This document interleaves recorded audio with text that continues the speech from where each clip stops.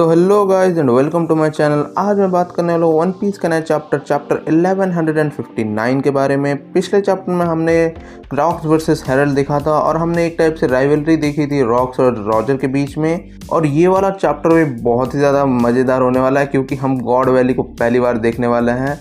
लेकिन चैप्टर से पहले मैं कवर पेज के बारे में बात कर लेता हूँ।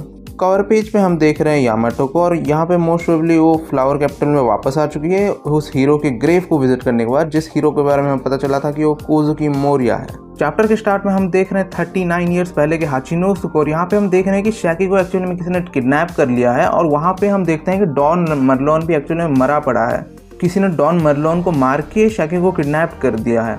यहाँ पे हमें बाकी लोग का रिएक्शन दिखाया जाता है। हम देखते हैं रॉक्स और वाइट बियर्ड दोनों ही बहुत ज़्यादा शॉक्ड हैं और यहाँ पे हमें दिखाया जाता है कि सारे के सारे पायरेट्स रो रहे हैं और ग्लोरियोसा जो है वो बहुत ही ज़्यादा रो रही है क्योंकि ऑब्वियसली शैकी किडनैप हो गई है। लेकिन अगर तुम उसके साइड वाले पैनल में देखोगे तुम देखोगे कि लिखा हुआ कि उस जिसने भी शैकी को किडनैप किया उसने कोई ट्रेस नहीं छोड़ा। और यहाँ पे हम नीचे देखते हैं कि जो ओचोकू है उसके हाथ में पैसा है, वो पैसे गिन रहा है और हंस रहा है, तो मोस्ट प्रोबेबली उसी ने एक चीज़ किया है और वही ट्रेटर है। सो यहाँ पे हमें पता चलता है कि जिस ट्रेटर के बारे में हमें पता चला था कि रॉक्स पायरेट के बीच में एक ट्रेटर है, वो ट्रेटर एक्चुअली में ओचोकू था और उसी ने एक्चुअली में शैकी को किडनैप किया था और उसने उस टाइम पे डॉन मरलोन को भी मार दिया था। और मोस्ट प्रोबेबली ओचोकू किसी सेलेस्टियल ड्रैगन के लिए काम करता होगा। यहाँ से मुझे एक और चीज़ क्लैरिफाई हो रही है कि जब हमने देखा था कि फ्यूचर में ओचोकू के पास ओनरशिप होता है पायरेट आइलैंड का, मोस्ट प्रोबेबली रॉक्स पायरेट के डिफीट होने के बाद वर्ल्ड गवर्नमेंट ने पायरेट आइलैंड को कैप्चर कर दिया होगा और ओचोकू को वहाँ का ओनरशिप दे दिया होगा,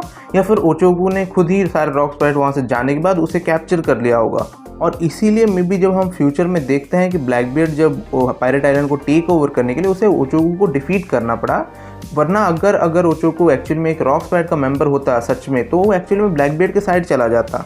अगर आप लोग को याद नहीं हो कि ये सब एक्चुअल में कब हुआ था, हमें बताया गया था कि रॉकी पोर्ट इंसिडेंट के नाम से एक इंसिडेंट हुआ था जिसमें ब्लैकबियर्ड, कोबी और लॉ भी इन्वॉल्व थे। उसके बाद हम रॉक्स पायरेट्स के रिएक्शंस को भी देखते हैं। यहाँ पे हम देखते हैं कि रॉजर न्यूज़पेपर को फाड़ देता है और रॉक्स को गाली दे रहा है कि उसने ऐसा कैसे होने दिया।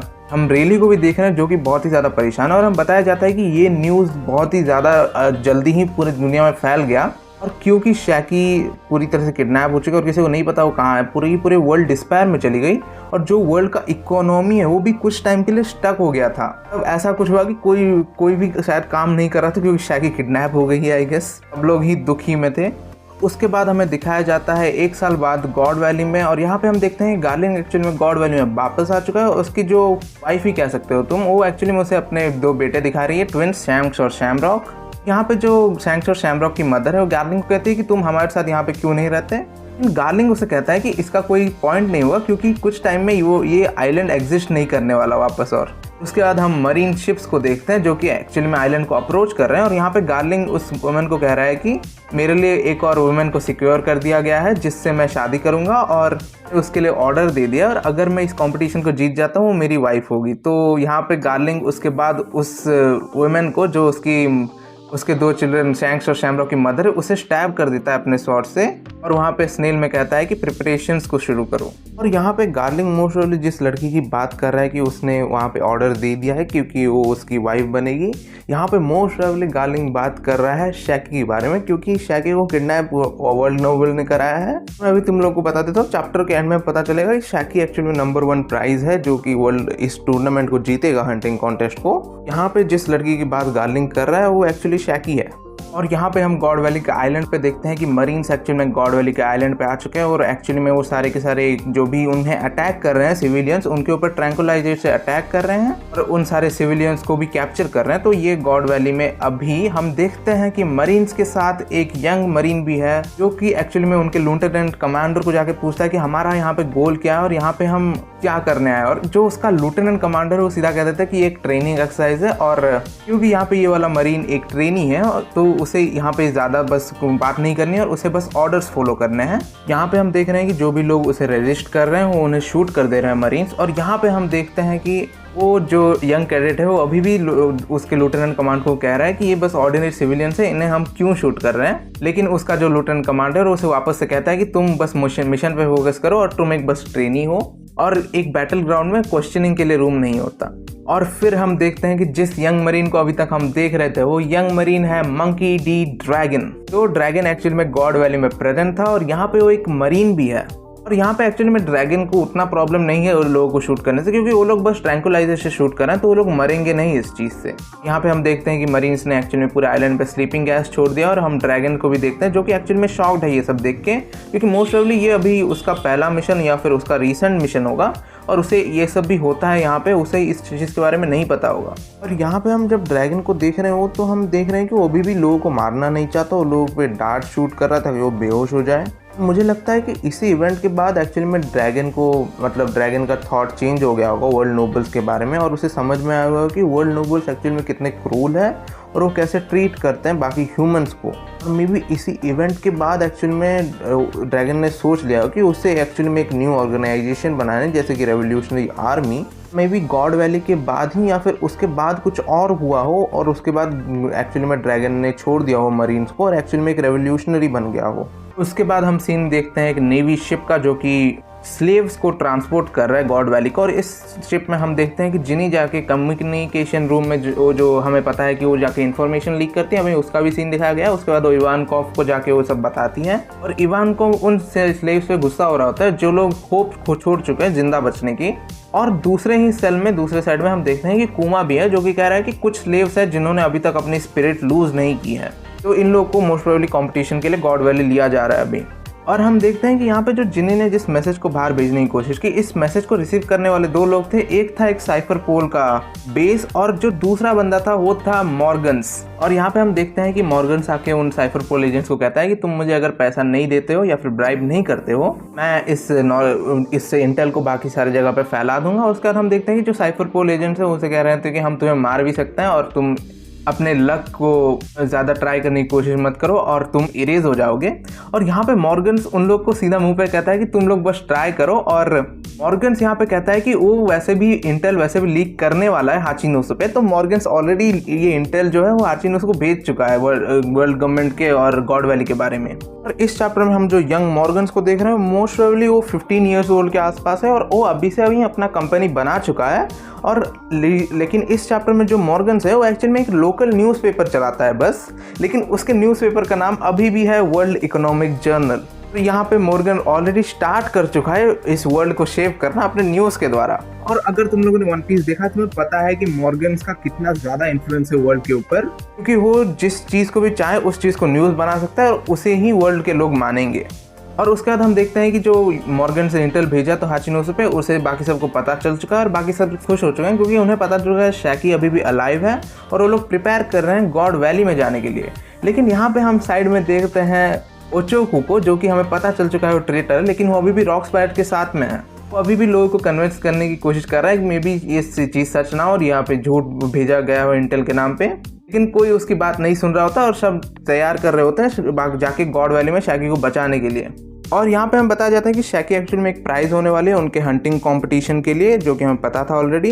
लेकिन इस चीज़ को व्हाइट बियर्ड जानने के बाद वो कहता है कि मुझे लगा था ये बस रूमर्स है कि लोग को हंट करते हैं सेलेस्टियल ड्रैगन। उसके बाद हम बिग मॉम और काइडो को देखते हैं, जहाँ पे बिग मॉम देख रही होती है कि प्राइजेस में एक्चुअली में बहुत सारे डेविल फ्रूट्स भी हैं, क्योंकि हमें पता है कि बिग मॉम को डेविल फ्रूट चाहिए था। लेकिन यहाँ पे हमें पता चलता है कि ऑब्वियसली वो डेविल फ्रूट ढूंढ रही थी ताकि वो अपने बच्चों को वो डेविल फ्रूट दे सके ताकि वो स्ट्रांग हो। और वो एक्चुअली में काइडो को भी कहती है कि मे बी तुम्हें भी कोई स्ट्रॉन्ग डेविल फ्रूट मिल सकता है वहाँ से। और उसके बाद हम स्टोइसन को देखते हैं जो कि कह रहा होता है रॉक्स को कि क्या होगा अगर वो ट्रैप होगा। लेकिन रॉक्स यहाँ पे सीधा कहता है कि अगर तुम डरे हुए तो तुम इसी आइलैंड पर रह सकते हो, तुम्हें जाने की ज़रूरत नहीं है। और वो सारे रॉक्स को कहता है कि हमें गॉड वैली में जाना है और वो सेट सेल करते हैं। और उसके बाद वाले पैनल पे हम देखते हैं रॉजर के क्रू को, और यहाँ पे रॉजर गवैन को कहता है कि हमें अभी गॉड वैली में जाना है। और वो सारे के सारे उसके क्रूमेट्स को पूछता है कि क्या तुम लोग तैयार हो गॉड वैली में जाके शैकी को बचाने के लिए। ऑब्वियसली बाकी सारे के सारे रॉजर पायरेट्स अभी तैयार हैं जाके वो गॉड वैली में जाए और शैकी को बचाए। और उसके अगले पैनल में हम देखते हैं कि रॉजर जा रहा है गॉड वैली में और इस चीज़ की बात गार्ड को भी पता चल चुकी है और गार्ड भी रेडी हो रहा है गॉड वैली में जाने के लिए। और हमें बताया जाता है नरेटर के द्वारा कि इस छोटे लीक की वजह से जो भी सारे बड़े पायरेट्स थे और बड़े मरीन्स थे जो भी वर्ल्ड में, सारे के सारे टफेस्ट मैन एक ही जगह पे गैदर हो गए हैं। वो जो जगह होने वाली है गॉड वैली। उसके बाद वाले पैनल पे हम देखते हैं कि जब रॉक स्पाइरट अपने शिप में जा रहे होते हैं गॉड वैली की तरफ, यहाँ पे एक जाइंट शिप आ जाता है और इस जाइंट शिप में एक्चुअली में हैरेट है जो कि रॉक को रोकने आया है गॉड वैली जाने से।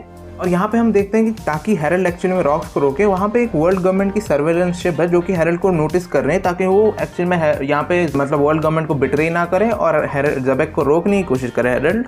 और यहाँ पे रॉक्स हेरल्ड को पूरे के ऊपर लेक्चर देना शुरू कर देता है कि वो जायंट्स का कैप्टन या फिर किंग ज़रूर है, लेकिन वो सारे के सारे रॉक्स पायरेट को अंडर एस्टिमेट ना करे और अभी भी वो वर्ल्ड गवर्नमेंट के लैपडॉग की तरह काम कर रहा है।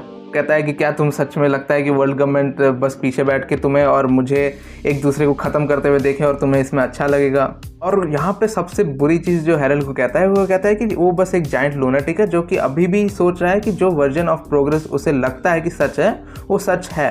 और उसके एंड में रॉक्स हेरल्ड को कहता है कि जाके हम अकेले में बात कर सकते हैं क्या। उसके बाद हम देखते हैं कि हेरल्ड और रॉक्स जाके एक जगह पे जाके एक साथ पी रहे होते हैं। यहाँ पे रॉक्स हेरल्ड को कहता है कि मैं जो अभी तुम्हें बताने वाला हूँ मैंने अपने क्रू को भी नहीं बताया है। और हम नीचे देख रहे होते हैं कि जो जायंट्स हैं और जो रॉक्स पायरेट्स हैं वो भी दोनों ही परेशान हो रहे होते हैं कि ये लोग बात क्यों कर रहे हैं, सीधा फाइट करके हम आगे क्यों नहीं बढ़ सकते। लेकिन इसके बाद इस चैप्टर का सबसे बड़ा रिवील होता है यहाँ पे कि यहाँ पे जो मैं रॉक्स को तब से रॉक्स बुला रहा हूँ वो एक्चुअली में उसका सच्ची नाम नहीं है।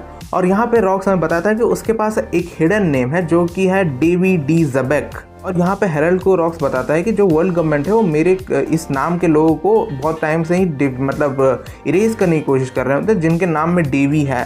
रॉक्स यहाँ पे कहता है कि ये जो है ये इसीलिए क्योंकि वो कनेक्टेड है लिनियज से डेवी डी जोन्स के, जो कि एक्चुअली में एक लेजेंडरी पायरेट था। यहाँ पे हेरल्ड को रॉक्स कहता है कि जो डेवी नाम के लोग हैं या फिर डेवी इस क्लैन के मेंबर्स हैं ये बहुत ही स्कार्स है और यहाँ पे वर्ल्ड में ज़्यादा लोग बचे नहीं हैं इस नाम से। अभी मोस्ट ऑफली कोई भी नहीं बचा है। ऑब्वियसली रॉक्स है और ब्लैकबियर्ड एक तुम कह सकते हो।